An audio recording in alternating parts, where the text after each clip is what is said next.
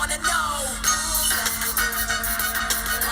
Hey guys, welcome back to my channel. Today, I'm just going to talk about, well, since tomorrow will be Sickle Cell Awareness Month, I'm going to talk about living with sickle cell and growing up with sickle cell. So for you who don't know, sickle cell, an African American disease, it is genetics. You can only get it from your parents. If both of your parents had the sickle cell trait, then you most likely will have sickle cell, like me. So sickle cell is a disease that messes with your red blood cells. Instead of my red blood cells being round and easy to move through your blood vessels, mine are shaped like a C. Well, I would say like a croissant. They're shaped like a croissant and they're sticky, so it makes it real hard to move through the blood vessels, which makes it real hard to carry oxygen through my blood vessels. So in return, that causes pain. Growing up, I was in the hospital a lot growing up, honestly. I stayed in the hospital. And I have SS, which is like the most progressive sickle cell, like the worst sickle cell. Growing up, I was in the hospital a lot, but I had people that was really like supportive. My family was supportive, my friends were supportive. Well, some of them, like my friend, I met her when I was in 5th grade, and we went to high school together and middle school together. When we got to middle school is when like I really started being in the hospital. And since we lived in the same apartments, and she knew my sister, she knew my mom and stuff, she knew I had sickle cell. So people would be like, why is Zari not at school? Why is Zari not at school? Oh yeah, and she told me, one of y'all, I'm not gonna say no names, but I can't believe it was you that was saying maybe I had something. It was the reason why I wasn't at school. But she used to stick up for me, and she was my friend. Thank you, Chantal. But yeah, so it wasn't really hard, and I really know how to take pain. I had like 7 episodes of pneumonia. I had a whole lot of acute chest, which caused me to be hospitalized a lot. And when I was 7 years old, I had a stroke. My mom was out of town, because she's from Florida, so she was out of town dealing with her grandma. Her grandma had just passed, so she was out of town at the funeral. And I was at my grandparents' house with my dad, my grandma, my granddaddy, my sister, everybody. So I kept complaining, and don't nobody know I really remember this. I really, in my mind, I can remember this. I was complaining about my head hurting, and I just kept complaining about how bad my head hurt. But eventually, I just went to sleep. I was in the front room in my grandma's house, and my grandma, I just remember screaming. Like, all I was doing was screaming. I don't remember feeling the pain or any of that, but I do remember screaming. And I do remember my grandparents coming in there, and I do remember being taken to the hospital. I remember all of it, but I don't remember when I got to the hospital. Like, that was probably like the worst that my sickle cell have ever gotten. And to be so young and go through that, like my mama and them, they didn't think I was gonna make it. I had so many seizures when I had my stroke. And I remember I asked for my sister, like all I wanted to see was my sister. I seen her. Yeah, so when I had my stroke, I became like the poster child for the Red Cross. Let me show y'all. Y'all see me? That's me. I remember going to the little thing, everything. I wouldn't speak, I wouldn't talk or nothing. So mom had to find thank you. Like, I'm very grateful to be able to still be here today, to still have no complications. I mean, it might be a little complication, which is like one side of my body is weaker than the other, and they say it's my left side, but I actually think it's my right side. Like, my right side, my hands will get really numb, my foot will get really numb, like it'll fall asleep. And like sometimes I dropped my phone at work one day, and it was in my right hand. It just fell out my hand. Like shit just be happening. And my mama say it changed my attitude. I don't know. It might have did. I do have a little bad temper, and it used to be worse than it is now. But other than that, that's the only complications I had from my stroke. After that, I kept getting hospitalized.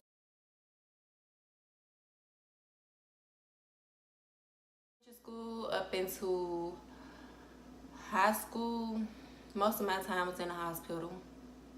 Most of it. And people wouldn't think I was sick because I know how to control my pain.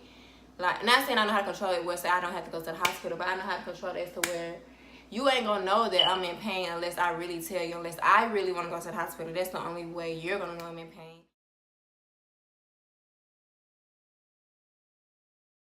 Legs can be hurting, my back can be hurting, everything can be hurting, and I would still just be like, I want to go.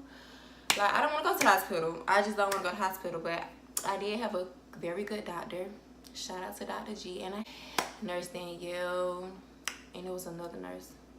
Her name started with a B.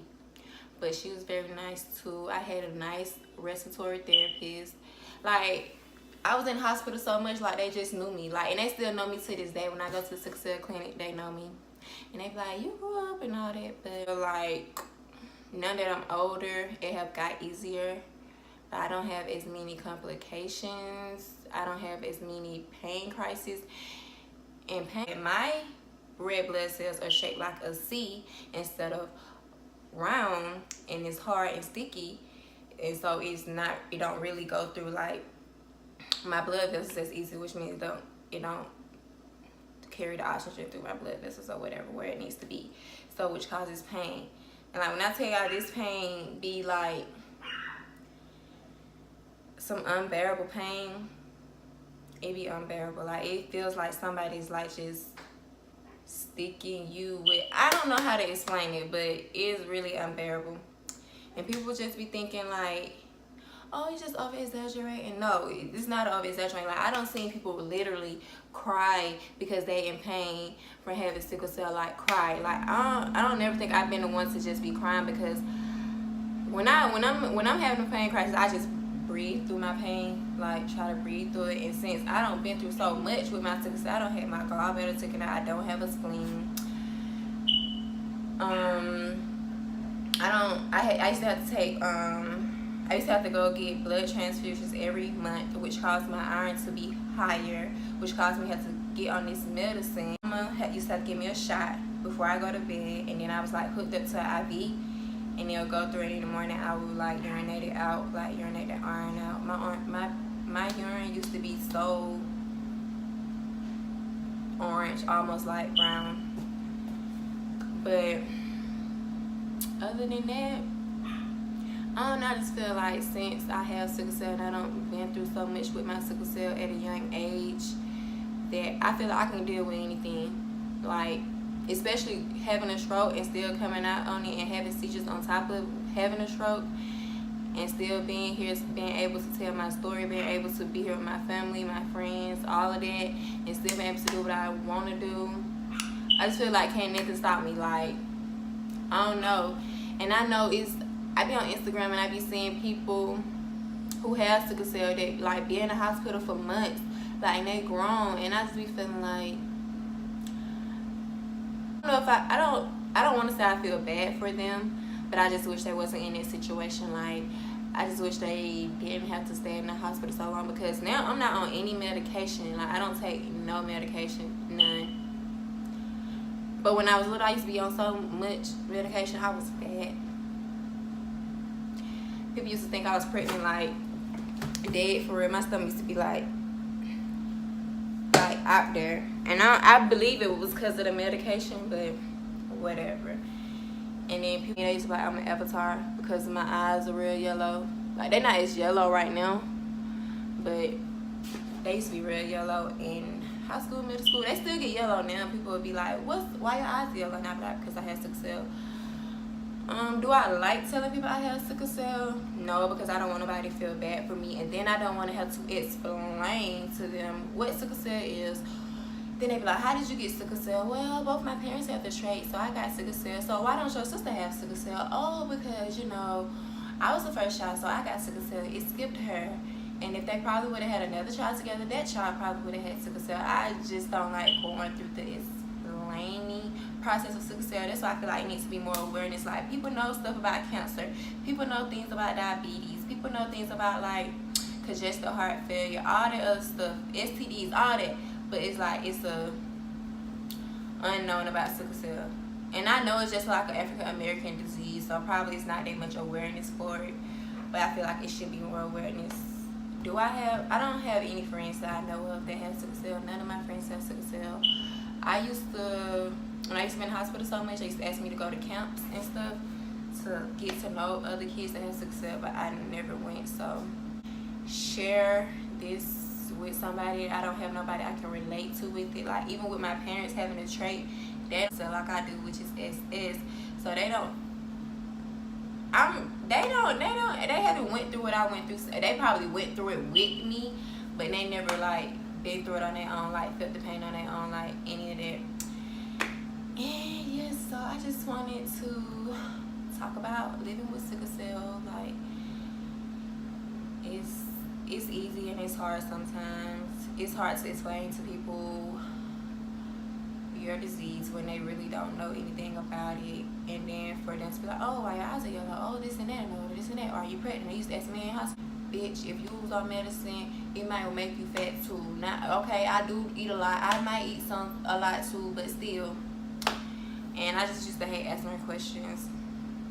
I used to, like, all my friends knew, because if I go outside with them, I can't stay outside with y'all that long, especially if the heat, if it's too hot or if it's too cold. My bones are gonna start aching. I'm gonna go into a pain crisis, and I just can't do that. Like, I went to Six Flags one time with my friend, and I would never go again. I fell out at Six Flags. I used to work at Chipotle. It used to be so hot on the line, but me being the person I am, I just feel like, oh, you can do this, you can do this. I just stay on the line, knowing that I'm just gonna fall out, and I just stay on the line and just, I don't know. But maybe I should be more concerned about my health. I don't know. Having kids, do I plan on having kids with sickle cell? Honestly, y'all, yes, I do want to have kids. I really wanted to have 6, but I have to be really careful. When you get pregnant and you have sickle cell, that causes more pain crisis. You have to get monitored more. And I really do want to experience childbirth, but I don't want to. How can I word this? I don't want to bring a child into this world and have to deal with what I had to deal with. Not saying that it was bad, but if I could choose not to have sickle cell, I would definitely choose not to have sickle cell. What child wants to spend most of their time in the hospital? What child wants to have doctors come in there and, like, I used to be so scared. Like, what if I just, I used to be so scared, like, what if I just,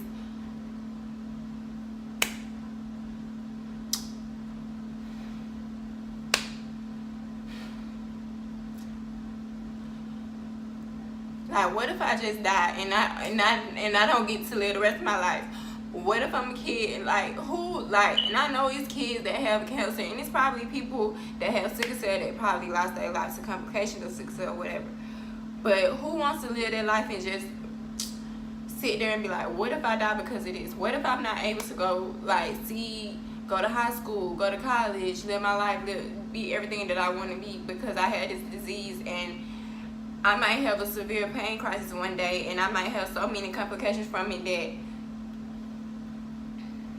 this might be my time. So I do want to have kids, but I don't want, so I have to be real careful with who I have kids with, because if they have, like, the trait or anything of sickle cell or training sickle cell, my child can have sickle cell. And I've been looking into it since I have sickle cell, like, will my child automatically have sickle cell? I don't know, I have to look into that more. But it's just a lot. And then being a parent, like, you just imagine how much my parents went through, like, to see their child sick and laying in the bed not being able to do anything about their child being sick. Imagine how my mama felt when she was all the way in Florida dealing with her grandma passing and her child don't have a stroke, how she had to rest at home. She don't know what's going on with her. It's just a lot to think about, like. And I know it's people that's my age or older than me that's dealing with more than I'm dealing with now, or don't have worse experience than I have had.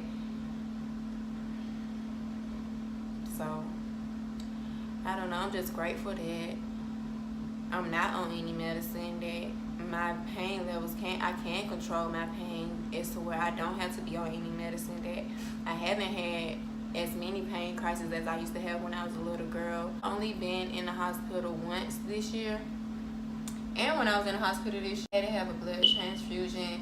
They were scared I wouldn't get no oxygen. My hemoglobin levels was low. They was like, oh, this is your worst pain crisis since this.